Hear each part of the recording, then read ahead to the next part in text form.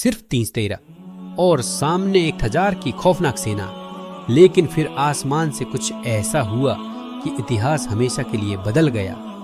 بدر کی جنگ کا وہ راج جسے سن کر آپ کا ایمان تازہ ہو جائے گا۔ جب 313 مسلمان 1000 کے لشکر کے سامنے کھڑے تھے، تب اچانک آسمان سے ایسی مدد اتری جسے دیکھ کر دشمن بھی کانپ اٹھے۔ آخر بدر کے میدان میں کیا ہوا تھا؟ نہ تلواریں، نہ کوچ، صرف 313 مومن۔ لیکن جب جنگ شروع ہوئی تو آسمان سے فرشتوں کی فوج اتر آئی۔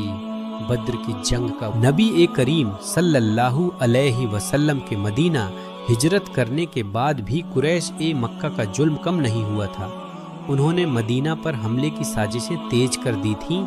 17 رمضان 2 ہجری کو جب قریش کا ایک بہت بڑا قافلہ اور ان کی سینا بدر کے میدان میں پہنچی تو اللہ کے رسول صلی اللہ علیہ وسلم نے اپنے صحابہ سے مشورہ کیا۔ صحابہ کا جواب تاریخ کا سنہری حصہ ہے۔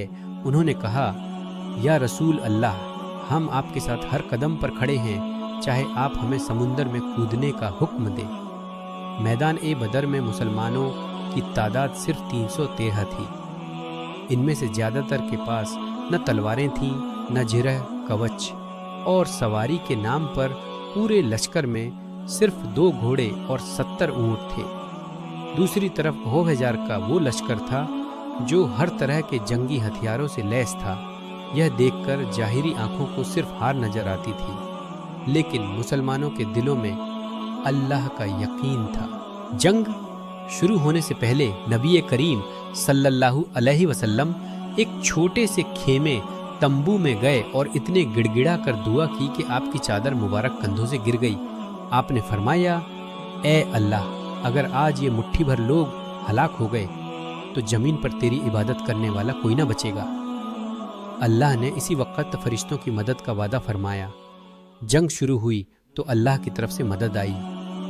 قرآن میں سورہ انفال میں ذکر ہے کہ اللہ نے 1000 فرشتوں سے مومنین کی مدد کی۔ صحابہ نے بیان کیا کہ وہ دیکھتے تھے کہ دشمن کے سروں پر تلواریں گرنے کا شور ہو رہا ہے، جبکہ ان کے پاس کوئی دشمن نظر نہیں آ رہا تھا۔ یہ اللہ کی روحانی مدد تھی۔ جنگ کی شروعات میں مکہ کے 3 بڑے یودھا عتبہ، شیبہ اور ولید میدان میں آئے۔ ان کے مقابلے کے لیے حضرت علی رضی اللہ عنہ، حضرت حمزہ رضی اللہ عنہ اور حضرت عبیدہ رضی اللہ عنہ نکلے۔ حضرت علی رضی اللہ عنہ نے اپنی بے مثال تلوار بازی سے دشمن کے گھمنڈ کو چور چور کر دیا۔ دن کے آخر تک مکہ کے 70 بڑے سردار مارے جا چکے تھے اور 70 قیدی بنائے گئے تھے۔ مسلمانوں کی طرف سے صرف 14 صحابہ شہید ہوئے۔ بدر کی جیت نے یہ ثابت کر دیا کہ حق اور باطل کی لڑائی میں تعداد نہیں بلکہ عمل اور نیت معنی رکھتی ہے۔ اس واقعے سے ملنے والے سب کا اللہ پر توکل، مشکل حالات میں بھی اللہ کی مدد پر یقین رکھیں۔ مشورے کی اہمیت۔ نبی صلی اللہ علیہ وسلم نے جنگ میں بھی صحابہ سے مشورہ کیا، جو لیڈرشپ کی سب سے بڑی مثال ہے۔